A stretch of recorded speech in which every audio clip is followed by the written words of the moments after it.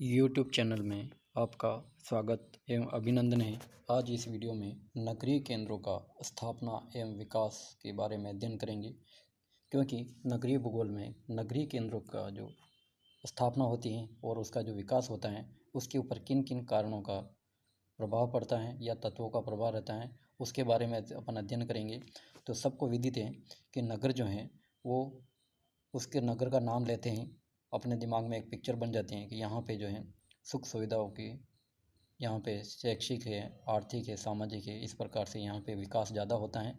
इस कारण से ग्रामीण क्षेत्रों से नगरीय क्षेत्रों की ओर जनसंख्या का स्थानांतरण या प्रवास होता है। सामान्यतः यहाँ पे अपने नित्य दैनिक जीवन की जो आवश्यकता है उन आवश्यकताओं की यहाँ पे जमघट होता है और रोजगार के साधनों का भी यहाँ पे प्रचुर संभावनाएं रहती हैं। इस कारण से अधिकांश जो जनसंख्या है वो नगरीय क्षेत्रों के आसपास बसना चाहती हैं या नगरीय केंद्रों में ही रह करके यहाँ पे अपना गुजारा बसारा करना चाहती हैं। अतः नगरों का जो विकास या स्थापना या विकास जो होता है वो किस प्रकार से होता है या कौन कौन से तत्वों का इसके ऊपर प्रभाव पड़ता है उसका अपन अध्ययन करेंगे। तो नगर जो है, सबसे पहले अपन देखें नगर। तो नगर की बात करें तो नगर क्या होता है? नगर उत्पादन एवं वितरण के अधिकतम घनत्व के क्षेत्र होते हैं। यानी नगर जो होते हैं वो क्या है? उत्पादन एवं वितरण के अधिकतम घनत्व के क्षेत्र होते हैं। उत्पादन व वितरण की मात्रा उसी नगर या स्थान पर अधिक मिलेगी जहाँ पर सामाजिक व आर्थिक परिस्थितियाँ उसके लिए अनुकूल होगी। यानी ये अपने को ध्यान रखना है। यानी उत्पादन एवं वितरण जो होगा वो कहाँ पे ज़्यादा मिलेगा? जहाँ पे उस स्थान पे ज़्यादा मिलेगी जहाँ पे सामाजिक और आर्थिक परिस्थितियाँ, जहाँ पर क्या होगा? सामाजिक और आर्थिक परिस्थितियाँ उसके लिए अनुकूल होगी। वहीं पे जनसंख्या का जमघट ज़्यादा दिखाई देता है। अनुकूल होगी तथा वे बढ़ती हुई जनसंख्या का भरण पोषण करने में समर्थ होगी। इस प्रकार से किसी नगर का विकास व स्थापना उसकी आर्थिक व सामाजिक परिस्थितियों का परिणाम होती हैं। यानी वो जो होती हैं वो क्या है? उसकी आर्थिक और सामाजिक परिस्थितियों का परिणाम होती हैं। नगर की स्थिति व विकास को समझने के लिए इन परिस्थितियों को जानने के साथ साथ नगर के बसावस्थान की भौगोलिक दशाओं का जानना भी आवश्यक है।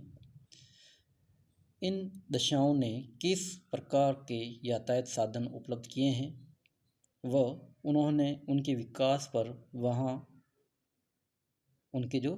पर कहाँ व किस सीमा तक प्रभाव डाला है। नगर अपने आप ही नहीं बन जाते हैं। यानी नगर जो भी होता है वो अपने आप ही नहीं बन जाते हैं, वरन उनको बनाने में अनेक अंतर्निहित क्रियाओं व शक्तियों का प्रभाव होता है। ये शक्तियाँ जैसे धरातलीय स्वभाव, सबसे पहले अपन देखें तो इसमें क्या होता है? सबसे पहले अपन देखें तो इसमें जो शक्तियाँ जो होती हैं उसमें सबसे पहला धरातलीय स्वभाव व ढाल, जिसको अपन कह सकते हैं, जिसको अपन ऊंचा उच्च के रूप में, जैसे पर्वत पठार है, मैदान है, किस प्रकार का है, ठीक है। दूसरा जो है जलवायु, तीसरी मिट्टी व अन्य प्राकृतिक संसाधन जिन पर मानव का थोड़ा सा भी नियंत्रण नहीं है। यानी वह प्राकृतिक संसाधन जिस पर मानव का थोड़ा सा भी नियंत्रण नहीं है। इन शक्तियों पर क्या है? किसी भी नगर का विकास या केंद्र के विकास के बारे में जो होता है वो कारक ये प्रभावित करते हैं। नगर की स्थिति व विकास पर प्रभाव डालती हैं राजनीतिक व सामाजिक तत्वों, यानी इसके अलावा भी राजनीतिक व सामाजिक तत्वों जैसे कि कृत्रिम सीमा रेखा, टेरिफ यानी चुंगी कर, यातायात व्यवस्था, सैनिक व धार्मिक क्रियाकलापों का भी नगर पर प्रभाव पड़ता है। उपयुक्त सब तत्वों में यातायात साधन का प्रभाव नगरों के स्थापना पर अधिक दिखाई देता है। यानी इसमें भी सबसे महत्वपूर्ण जो है वो क्या है? इन सब में क्या है? यातायात के जो साधन है, इन यातायात के साधनों का प्रभाव नगर की स्थापना पर अधिक दिखाई देता है। इसके अलावा उद्योग व उत्पादन, धार्मिक व राजनीतिक व सैनिक तत्व तथा अन्य बातें जैसे कि जलवायु, धरातलीय दशा आदि भी प्रभाव डालते हैं। प्रस्तुत अध्याय में नगरों के स्थापना पर यातायात के साधनों के प्रभाव का मूल्यांकन विशेष रूप से किया गया है। यानी इस अध्याय में अपन जो है टॉपिक में देखेंगे, क्या देखेंगे, यानी यातायात के साधनों का जो प्रभाव का जो है वो मूल्यांकन इसमें अपन प्रमुख रूप से देखेंगे। नगरों की स्थापना को प्रभावित करने वाले तत्वों को निम्न वर्गों में रखा जा सकता है। यानी नगरों की स्थापना को प्रभावित करने वाले तत्वों को निम्नलिखित वर्गों में रखा जा सकता है। पहला जो है वो है क्या है, यानी यातायात के साधन। दूसरा है उद्योग एवं उत्पादन। तीसरा है धार्मिक, राजनीतिक एवं सैनिक तत्व। और चौथा है अन्य संबंधित तत्व। तो पहला जो अपन देखेंगे इसमें सबसे पहले यातायात के साधन। यातायात के साधनों की बात करें, यातायात के साधनों के ऊपर वर्तमान में किसी भी अर्थव्यवस्था की कल्पना नहीं की जा सकती है, क्योंकि इसी से किसी भी अर्थव्यवस्था के विकास का सूचक भी माना जाता है यातायात के साधन। यानी जिसमें जल परिवहन, वायु परिवहन, स्थल परिवहन, जिसमें स्थल परिवहन में सड़क, रेल आदि जो मार्ग होते हैं उनका विकास के बारे में भी अध्ययन करते हैं। तो यानी यह जितना ज़्यादा विकास होगा परिवहन के साधनों का या यातायात के साधनों का, वह जो देश होगा उतना ही विकसित माना जाता है। तो सबसे पहले यातायात के साधनों में देखेंगे मीन्स ऑफ ट्रांसपोर्ट। यानी जब रेल व इसमें देखें तो जल, रेल व सड़क यातायात नगरों के विकास तथा स्थापना पर प्रभाव डालने वाले तीन प्रमुख तत्व हैं। इसमें प्रमुख जो तत्व कौन कौन से, जल, रेल व सड़क यातायात नगरों के विकास, यानी इसमें अपन प्रमुख रूप से क्या देख रहे हैं, जल, रेल और सड़क नगरों के विकास पर प्रभाव डालने वाले तीन प्रमुख तत्व हैं। इन साधनों का विकास क्रमिक रूप से हुआ है, यानी इसका एक ही साथ विकास नहीं हुआ है। सड़क है, जल है, रेल है आदि के परिवहन के जो साधन हैं, इसका क्या है, क्रमिक धीरे धीरे हुआ है। प्रारंभिक काल में जल यातायात के ने प्रारंभिक जो काल था उसमें क्या है, जल यातायात ने नगरों के विकास पर प्रभाव डाला। इसके बाद में रेल व सड़क यातायात के साधनों का विकास हुआ। अतः तीनों साधनों के प्रभाव का अलग अलग विस्तृत अध्ययन यहाँ पर किया जा रहा है। सबसे पहले अपन देखेंगे यातायात के साधनों में जल यातायात का प्रभाव। अब जल यातायात की बात करें तो सबसे पहले नगरों की स्थापना पर प्रभाव डालने वाला ये प्रमुख कारक था। सबसे पहले इन्हीं का विकास हुआ है, जल परिवहन का, क्योंकि जो मानव जब प्रारंभिक समय में जल परिवहन में क्या है, केवल नावों का विकास धीरे धीरे मानव ने किया है। तो उसके बाद में वो, क्योंकि पृथ्वी पर क्या है, जल का विस्तार बहुत ज़्यादा है, तो मानव जो है अपने जिज्ञासावश नए नए स्थानों की खोज और एक स्थान से दूसरे स्थान पर आने जाने के लिए नावों का ही प्रयोग किया है।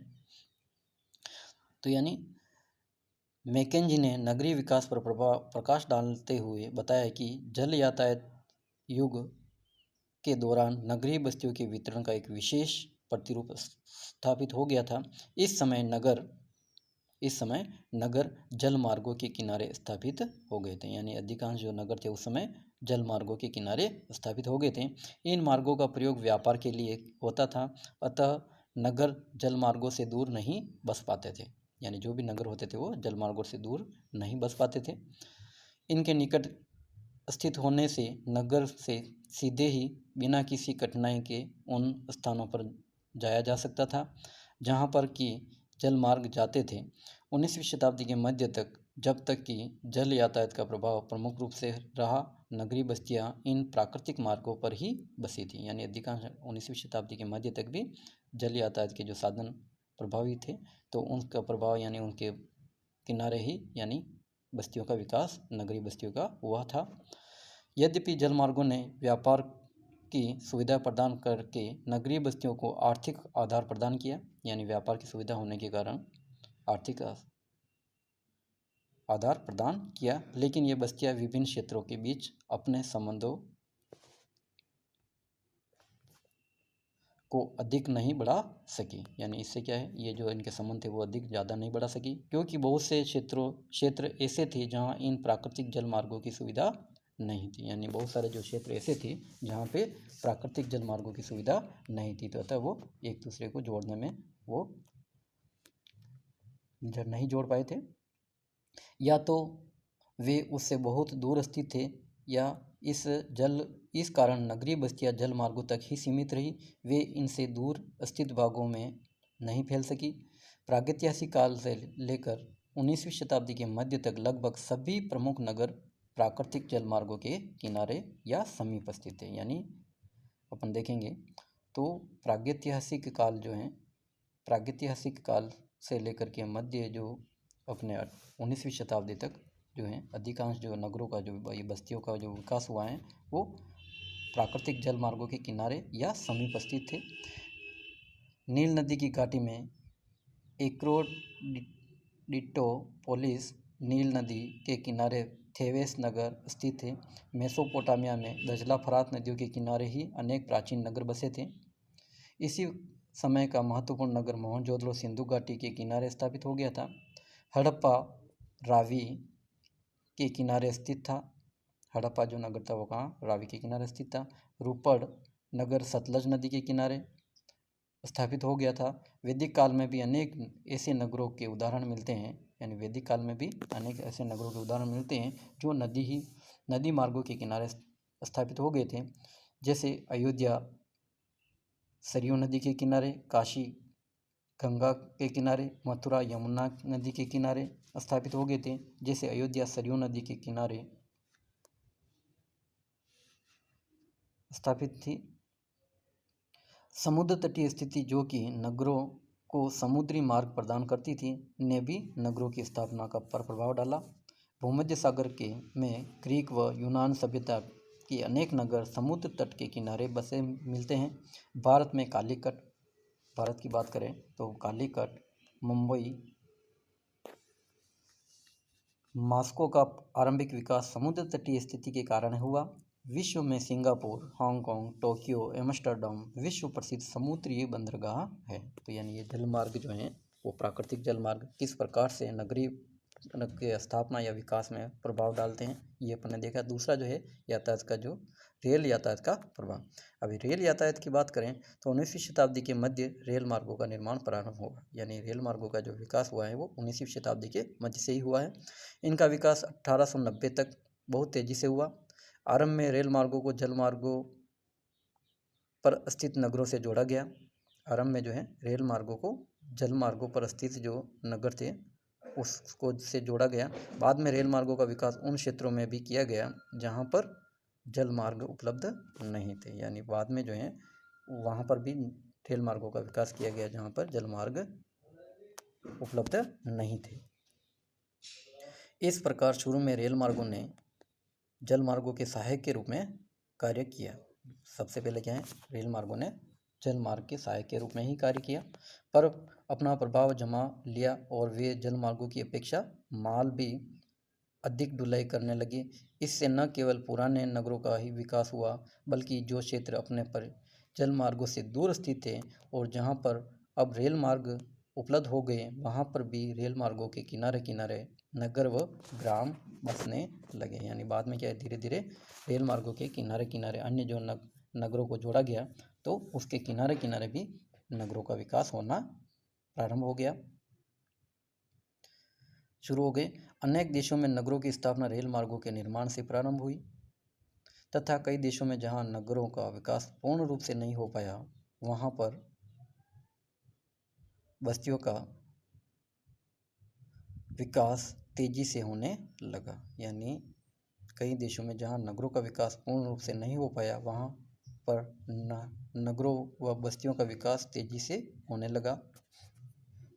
अब है रेल मार्ग की जो बात करें तो रेल मार्ग जो किसी देश में एक जाल के रूप में फैल गए थे, प्राकृतिक जल मार्गों की तरह सीमित नहीं थे। इस कारण कोई भी नगर अकेला नहीं रहा वरन उस पर दूर दूर स्थित नगरों व क्षेत्रों का प्रभाव पड़ा, जैसे कि जल मार्गों के युग में संभव नहीं था। बड़े बड़े नगर अपने समीपवर्ती क्षेत्र के लिए अधिक जो आर्थिक सांस्कृतिक केंद्र बन गए थे। इस प्रकार रेल मार्गों ने नगरों की स्थापना व विकास में अमूल्य योगदान दिया। इस प्रकार से क्या है, रेल मार्गों ने नगरों की स्थापना व विकास में अमूल्य योगदान दिया। इटारसी, मुगल सराय, गाजियाबाद, नोंदला, मुंबई, दिल्ली नगरों के विकास में रेल मार्गों का योगदान उल्लेखनीय है। सड़क यातायात का प्रभाव। अब सड़क यातायात की बात करें तो सड़क यातायात तीसरा जो साधन कारक जो हैं परिवहन के साधन में। तो सड़क यातायात का जो प्रभाव किस प्रकार से है, तो सड़क वर्तमान में बहुत ज़्यादा महत्वपूर्ण है सड़क परिवहन। तो सड़क मोटर यातायात जो कि 20वीं शताब्दी के प्रारंभ में यह प्रकाश में आया कि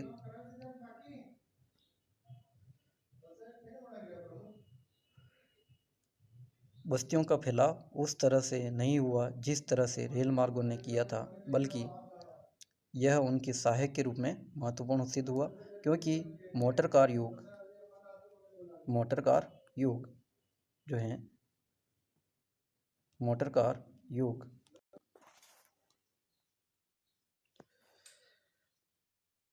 यानी यह सड़क यातायात जो है मोटर कार युग के बाद में इसका विकास ज़्यादा हुआ है। तो सहायक के रूप में इन्होंने कार्य किया। तो मोटर कार युग के आने के तक नगरों का सामान्य भौगोलिक प्रतिरूप स्थापित हो चुका था। बड़े बड़े महानगरीय केंद्रों को चारों ओर से जोड़ने वाली सड़कों पर उनके समीप तथा सड़की मार्गों के मिलन स्थान पर मोटर वाहन ने नई बस्तियों की स्थापना करने में मदद की। सड़क मार्गों ने नगरों को जोड़कर आपस में एक दूसरे के समीप ला दिया। महानगरीय क्षेत्र में बस्तियां जो स्थित थी, महानगरीय क्षेत्रों में स्थित बस्तियां जिसमें नोएडा, फरीदाबाद, मेरठ, गुड़गांव, नरेला, गाजियाबाद, दिल्ली के महानगर से सड़क मार्गों द्वारा जुड़ जाने से उसके काफ़ी समीप आ गए। इन बस्तियों के लोग महानगर में प्रतिदिन विभिन्न उद्देश्यों से आते जाते हैं, यानी सड़क मार्ग के विकास के कारण। अब चौथा जो है वो यातायात में वायु परिवहन जो है बहुत ज़्यादा विकसित, यानी ये अंत में विकास हुआ इसका। तो वायु यातायात का जो प्रभाव है, यह बात कुछ असंभव सी लगती है कि वायु यातायात किसी नए नगर की स्थापना व विकास में मदद दे सके, लेकिन मोटर कारों की सुविधा से संपन्न तथा वायु सेवाओं की उपलब्धता से यह संभव है कि बड़े बड़े नगरों को एक दूसरे के निकट लाया जा सकता है तथा उनमें घनिष्ठ संबंध स्थापित किया जा सकता है। जो नगर अंतर्राष्ट्रीय वायु मार्गों पर स्थित हैं, यानी जो भी नगर हैं वो अंतर्राष्ट्रीय वायु मार्गों पर स्थित हैं, उनका विकास तेजी से हुआ है। जैसे Chicago, London, Colombo, Bangkok, Frankfurt आदि ऐसे ही नगर हैं, जिसमें उदाहरण के रूप में अपन देख सकते हैं कौन कौन से। शिकागो है, लंदन है, कोलंबो है, बैंकॉक, फ्रैंकफर्ट आदि जो है क्या है, अंतर्राष्ट्रीय वायु मार्गों पर स्थित नगर है जिनका विकास काफ़ी तेजी से हो रहा है।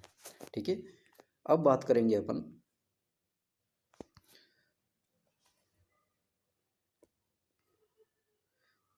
जल यातायात, जलयान, मोटर, रेल, वायु यातायात सब एक साथ मिलकर एक जैसी व्यवस्था तैयार करते हैं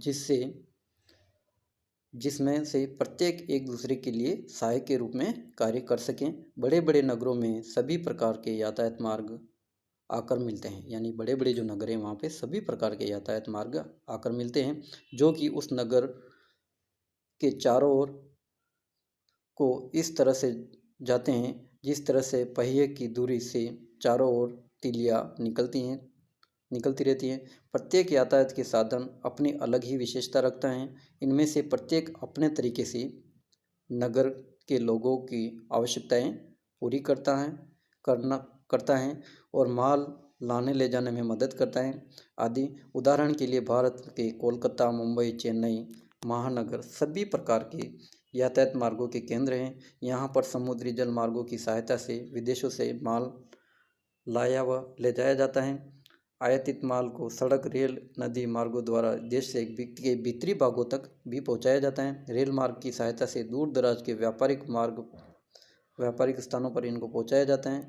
सड़क मार्गों की सहायता से नगर के विभिन्न संस्थानों में काम करने के लिए कार्यकर्ता अपने अपने देशों में आते जाते हैं। इस प्रकार सभी प्रकार के यातायात साधनों के विकास होने से महानगर बड़े व्यापारिक व औद्योगिक केंद्र बन जाते हैं। इस प्रकार से क्या होता है, सभी प्रकार के यातायात के साधनों का विकास हो जाता है, तो नगर जो होते हैं वो बड़े व्यापारिक और औद्योगिक केंद्र या नगर बन जाते हैं। विश्व के लगभग सभी बड़े बड़े नगर कई प्रकार के यातायात मार्गों के केंद्र होने के कारण ही विकास कर पाए हैं। अब जो है यातायात के व्यवधान यानी ब्रेक इन ट्रांसपोर्ट, इससे भी क्या है, किस प्रकार से प्रभाव पड़ता है नगरों के विकास पर। तो ऐसा भी देखने में आता है कि जहाँ पर इस प्रकार का यातायात साधन समाप्त हो गया हो तथा दूसरे प्रकार के यातायात साधन का प्रारंभ हो, तो ऐसे यातायात व्यवधान स्थलों पर भी नगरों का विकास हो जाता है। इस प्रकार विकसित सिद्धांत को व्यवधान सिद्धांत का नाम दिया गया। भारत में जो है ऋषिकेश, कोटद्वार, जम्मू,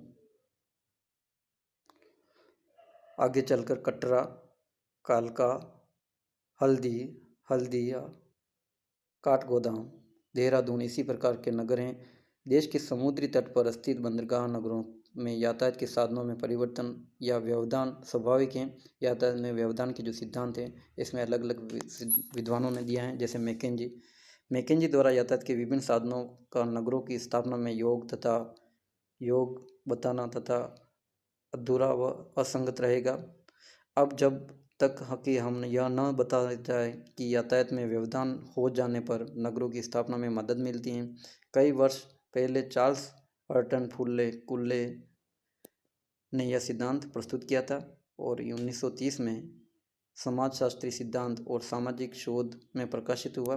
उन्होंने बताया कि जिस स्थान पर यातायात में व्यवधान पैदा हो जाता है, वहाँ पर जनसंख्या, आर्थिक कार्य एकत्र होना शुरू हो जाता है। इस प्रकार से वहाँ पे क्या है, उसका नगरीय विकास के रूप में उस बस्ती का विकास होता है।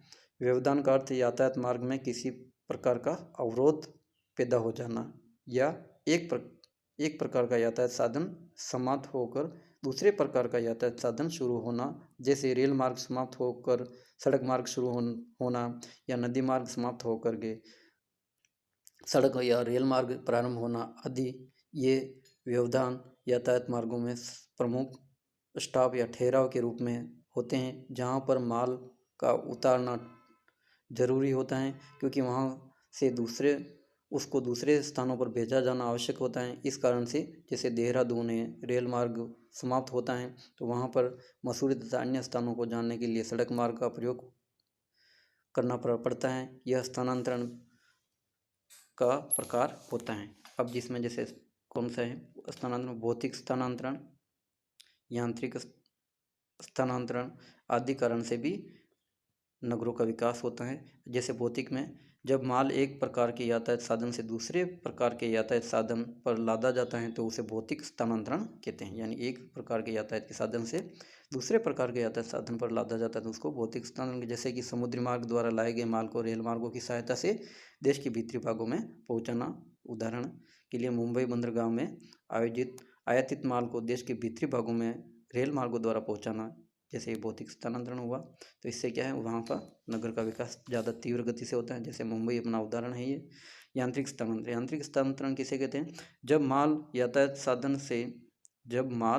साधन से एक स्थान पर लाद कर उतारा जाता है तथा वहाँ से गोदाम में पहुँचाया जाता है तो उसे यांत्रिक स्थानांतरण कहते हैं। उदाहरण के स्वरूप देश के विभिन्न भागों में अनाज को विभिन्न स्थानों से लाकर गोदामों में पहुँचाया जाता है। अब जो है तीसरा जो है व्यापारिक स्थानांतरण की बात करें तो यानी जब माल को एक स्थान से दूसरे स्थान ले जाने में उसके स्वामित्व में अंतर आ जाता है तो उसे व्यापारिक स्थानांतरण कहते हैं।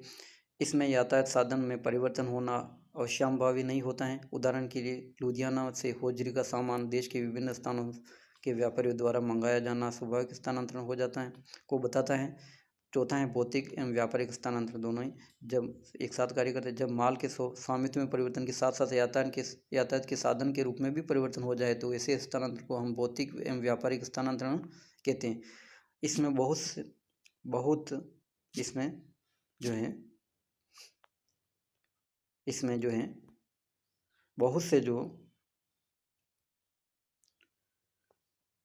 बहुत सारे जो परिवर्तन जो देखने को मिलते हैं।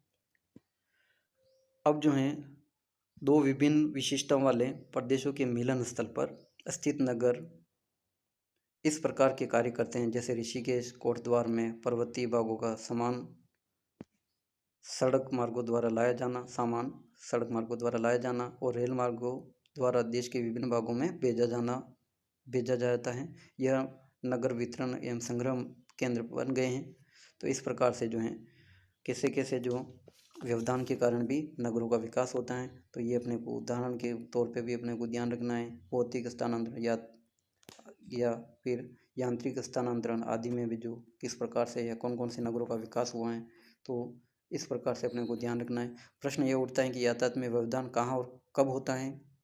क्या यह थल एवं जल मार्गों के मिलन स्थल पर होते हैं या विभिन्न प्रकार के जल मार्गों के बीच में या फिर दो प्रकार के यातायात मार्गों के बीच में होते हैं? इस स्थलों पर माल का भौतिक स्थानांतरण आवश्यक हो जाता है, जहाँ पर माल के स्वामित्व में परिवर्तन होने पर उसका व्यापारिक स्थानांतरण भी हो जाता है। कौन सा व्यवधान कब महत्वपूर्ण है, कौन सा जो है वो अधिक महत्वपूर्ण है, ये अपन अनुमान नहीं लगा सकते हैं। ठीक है, कहा नहीं जा सकता इसके बारे में। ठीक है, स्वामित्व में परिवर्तन यानी उसमें कौन सा व्यवधान कब महत्वपूर्ण और कौन सा अधिक है, यह बात व्यवधान स्थल पर लाए व्यक्तियों की आवश्यकता